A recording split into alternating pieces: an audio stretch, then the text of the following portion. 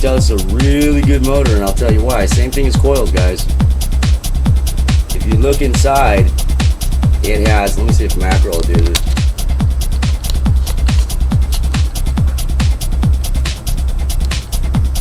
You see that in there? I don't know if you guys can see it, probably not. Yeah, there you go. There's a little shot of it. That's how you tell a good motor. One of the ways. The copper wire. And what does that look like, ladies? That looks the same as something that we would use in our coils. Yeah, because it's magnetic SX.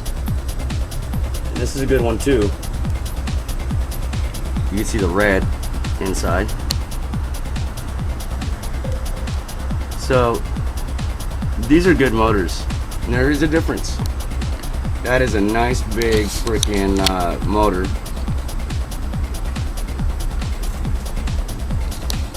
You know, compare the two. That's what you would use in like a rotary. It's the same size. RPMs. And then look at that bad boy. Look at that. You can't even hear it. Look at that. Nothing. Obviously, I'm not going to make a rotary out of that. Unless I'm tattooing the Nephilim, like I said before. But this would be the size to do it. It definitely has enough power to it to wrap a coil. Smooth. So, how can you tell a cheap rotary motor versus a good one? A couple ways right off the bat. Look at the hardware.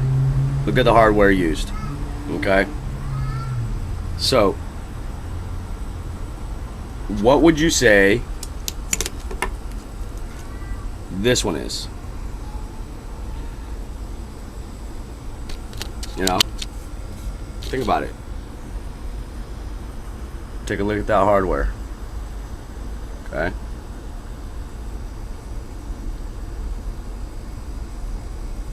Obviously not that because it's been nibbed out.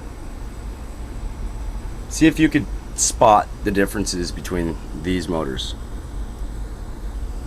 Commonly used in rotaries. Not the same exact one. We're not talking about a Swiss motor here, but you get my drift. Especially if you guys are making these toothbrush fucking machines. Prison machines.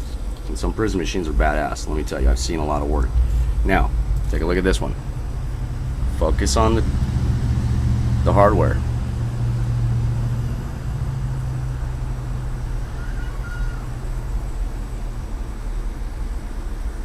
Okay. And then this big one would pretty much be the same as this one. Just a lot bigger. You guys were peeping that on my Instagram. I was tattooing fallen angels, the Nephilim. But yeah.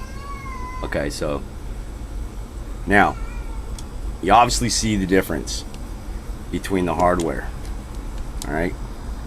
You see the difference between the hardware on both of these. We're using brass here, spending some money. We're using some plastic bullshit here. Some sort of alloy stamped out freaking cheap casing. Actually put some time into this with some crimps. Not saying it's the best metal casing, but it has breathing ports. Okay, this one's breathing ports is like someone shot it with a BB gun. All right. Now, here's the most important part. Like everything, even tattoo machines, look at the parts. There's brass on here. When I see brass on here, I know this is a good machine. Just from that right there. I don't even have to dig further. It's just how it goes. Now, you can't see into this one, but I can guarantee you it's just like Chinese machines. Aluminum alloy copper plate. Alright? And some nickel in there. But you look inside here, and what do you see? Oh, look at that. What is that? Is that familiar? It is. That's a magnetic wire. That's copper with a red enamel coat, just like tattoo machine coils. So what does that mean? That means that when you understand how this motor operates around the magnet and creates that motor inside, it's wrapped with coils and with copper.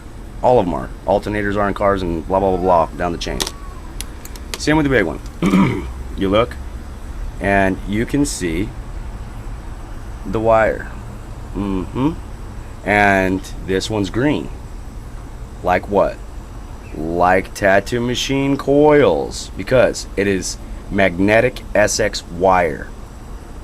Okay, so this machine is designed, or this motor is designed the same as this little motor. So I know that these two motors are good.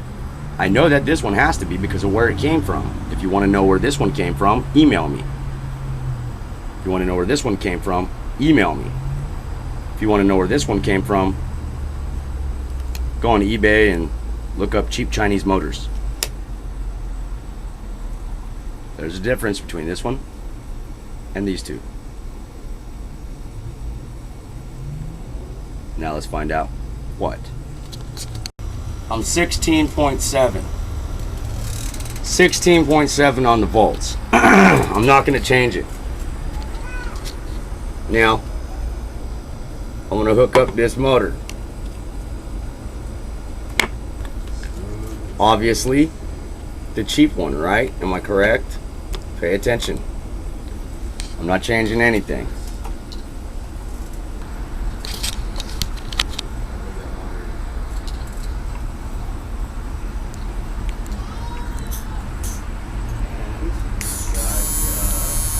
Pay attention.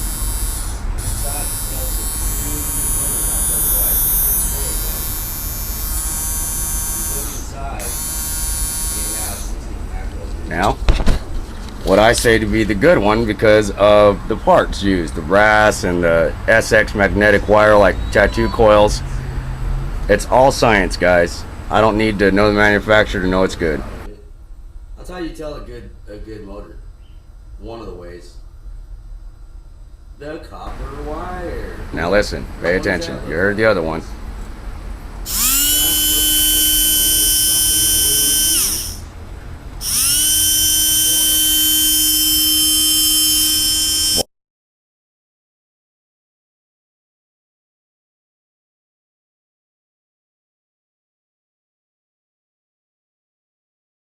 Voltage isn't changed, and I know nobody's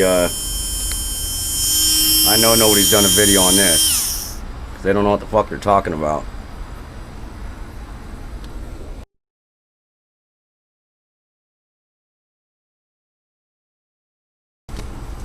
Now, I've shown you what this one does and what this one does. Same exact voltage, same exact power going through, nothing was changed.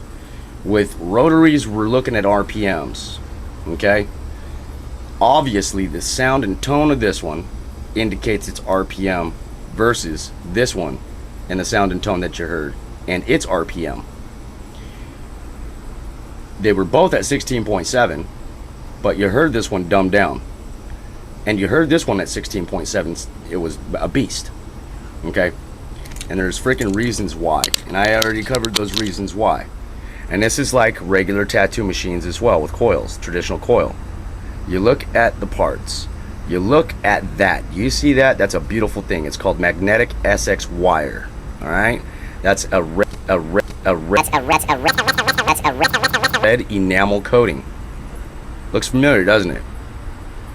It goes on, and that's what we use for layering our coils in quality builds. Same thing with this guy with the green. It also has a lot more craftsmanship to it. Not a lot. This is probably a Japanese, and this is probably a Chinese. Well, I will take this Japanese over this Chinese because there are reasons why. Mass production, specific use. Mass production, specific use. More money vested into the production, more money coming out with profit, because quality. Less money going in, less money going out, less function to it, and end up burning out and dying, not doing its job. End up having to get one of these, and so now you lost. So the moral of the story is, you guys can buy a fake Zippo. I won't, because the fake ones aren't going to do their job. They're not going to spring forward.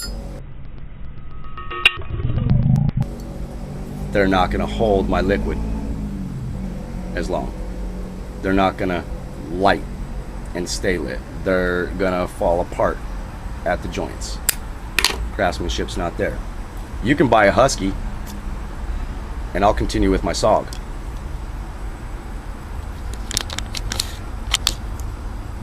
I don't want to argue things, but there are reasons in this industry that things are the way that they are.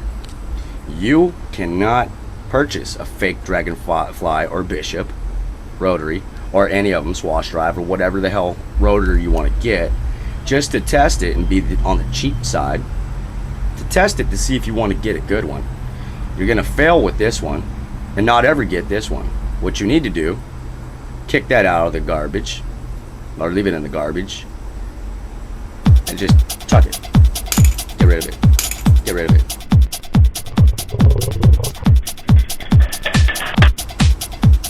Save up for this one, because this one is the one that's going to work. So I'm not going to argue the facts.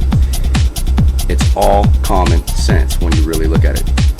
And it's astonishing to understand that a good motor has real SX magnetic copper versus something that is coated with copper and a magnesium or an aluminum alloy.